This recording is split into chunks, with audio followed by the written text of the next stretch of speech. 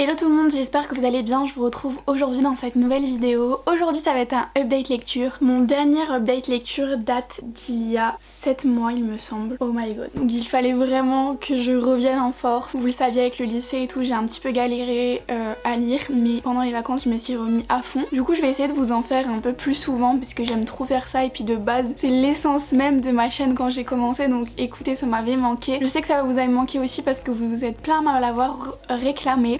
Oui, je ne suis pas une fille complètement superficielle. Oui, je me maquille, je m'habille, mais je suis aussi à fond dans les livres. Voilà, donc en tout cas j'ai plusieurs casquettes, ce qui est plutôt cool parce que je peux vous faire plein de contenus différents et c'est ça qui est cool. Donc aujourd'hui, update lecture, je vais vous présenter 3 lectures que j'ai réalisées, du coup mes 3 dernières lectures tout simplement. Il y a une lecture et 2 relectures et du coup si cette vidéo peut vous intéresser, je vous laisse avec la suite.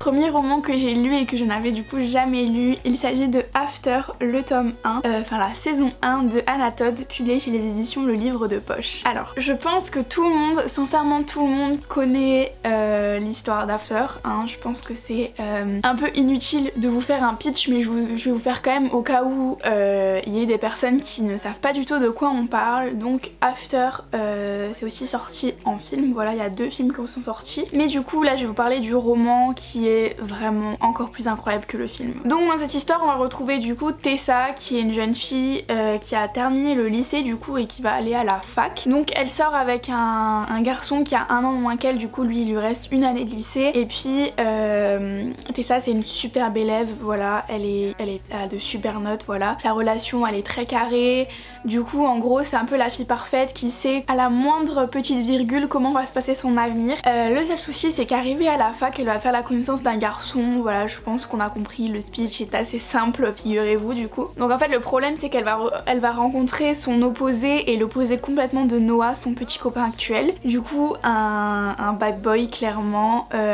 du coup qui est complètement son contraire et qui va la faire complètement chambouler. Et finalement on va se rendre compte que peut-être elle n'éprouvait pas de l'amour pour son copain mais uniquement de l'affection, parce que ça fait depuis petit en fait qu'ils sortent ensemble et que sa vie est toute tracée tout simplement. Bien sûr ça va pas plaire à sa mère mais ça je vous laisse suivre dans le roman. Ce livre je l'ai adoré, c'est un roman qui fait 800 pages, je l'ai littéralement lu ultra vite. Voilà, c'est un livre, tu ne vois pas les pages passer, t'as que envie de lire. Et pourtant je vais vous montrer après un roman qui faisait 200 pages et qui m'a pris, j'ai l'impression, beaucoup plus de temps à avancer que ça, parce que ça se mange mais à une vitesse exceptionnelle.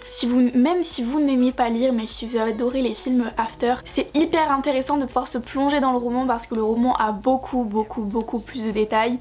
Je sais pas, je trouve par rapport au roman que le film est ultra superficiel et va vraiment au point, même pas forcément essentiel. Il y a des scènes clés qui sont pas dans le film, qui sont dans le roman, qui sont vraiment incroyables. Franchement je vous invite vraiment à lire ce livre parce que ça a été un réel coup de cœur. J'ai très hâte de me pencher sur le tome 2, je pense que je vais me l'emmener en vacances. En tout cas je suis vraiment fan et franchement n'ayez pas peur du bouquin parce qu'une fois plongé dedans on ne peut plus y sortir. Ensuite du coup on va passer à 2 relectures, mais voilà, j'avais envie de relire des livres. Donc du coup j'ai relu Au délice des anges de Cathy Cassidy, publié chez les éditions France Loisirs. C'était un coffret avec Miss Pain d'épices du coup.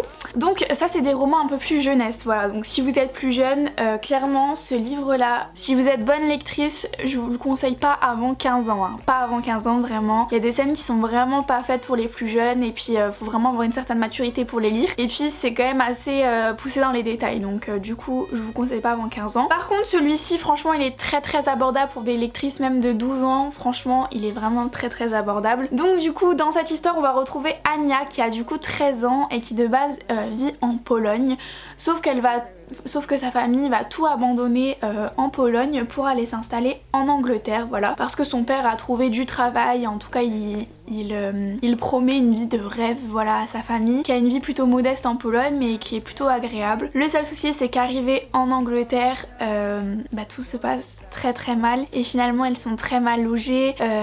ils ont peu d'argent, l'entreprise de son père est limite en faillite. C'est vraiment très très compliqué, mais Anya va devoir du coup, avec sa langue à elle, du coup apprendre l'anglais pour bien évidemment, bien entendu, aller en cours et du coup essayer de se faire des amis. Bien sûr dans cette histoire, la petite once de joie, c'est qu'il a ouvert une pâtisserie un peu... Oui, c'est une pâtisserie, non? Ouais, une pâtisserie, et puis peut-être que dans cette pâtisserie, plusieurs de nos rêves peuvent s'exaucer. Putain, j'arrive pas à parler, j'ai plus l'habitude de parler de romans, du coup il va falloir que je me remette dans le bain. Du coup voilà, alors moi j'ai adoré parce que je me suis pas retrouvée dans Anya, mais ça m'a fait plaisir de retrouver un personnage qui a des origines polonaises, du coup, étant donné que j'en ai, voilà. Au cas où vous ne savez pas mes origines, je suis polonaise du coup. Et ça m'a fait du bien de me retrouver dans ce roman. Maintenant je ne conseille pas du tout pour cette période là, parce que c'est une période en fait qui se trouve au moment de Noël, voilà, donc je conseille plus de le lire en décembre plutôt qu'en plein été, voilà. Je suis vachement calée sur les saisons, moi c'est un truc, enfin de base pas du tout, mais c'est vrai que là je me suis vraiment rendu compte qu'il y avait un dérangement, que j'ai préféré ma lecture la première fois que j'ai lu plutôt que là. Peut-être qu'aussi j'ai grandi parce que du coup je l'ai lu quand j'avais 13 ans et que maintenant j'en ai 16, donc ça change beaucoup mon point de vue. Je le trouve très très bien, néanmoins pour des...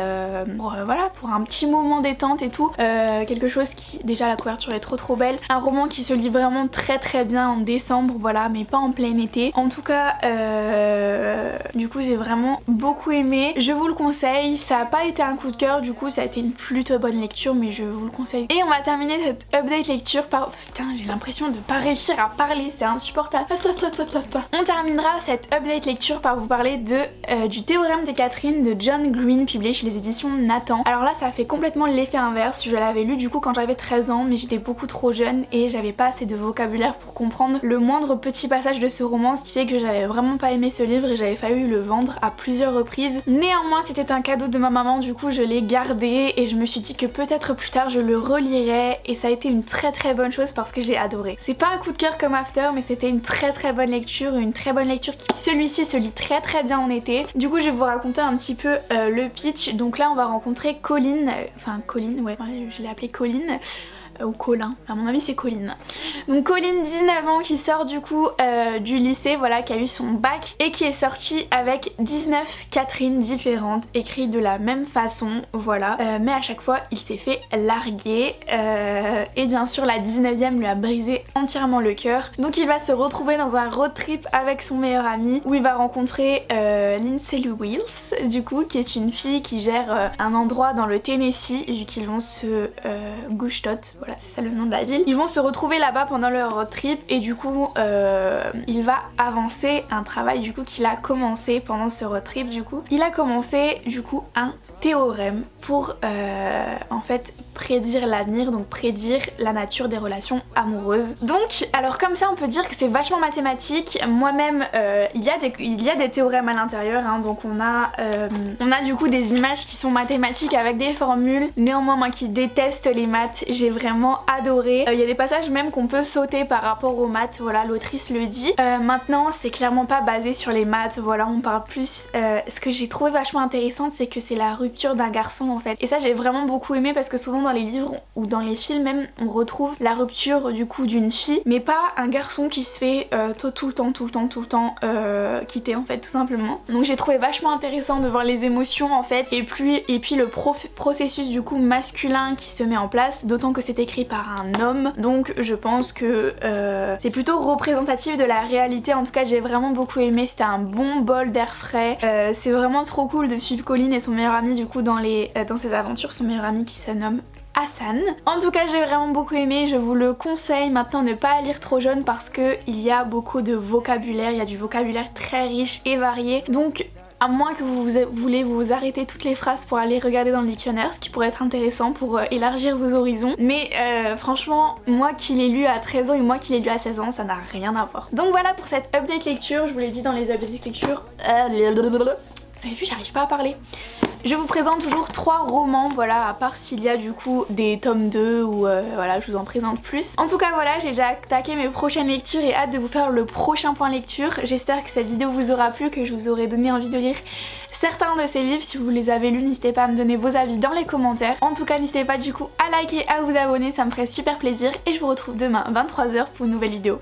Bisous. Surrounded by people that love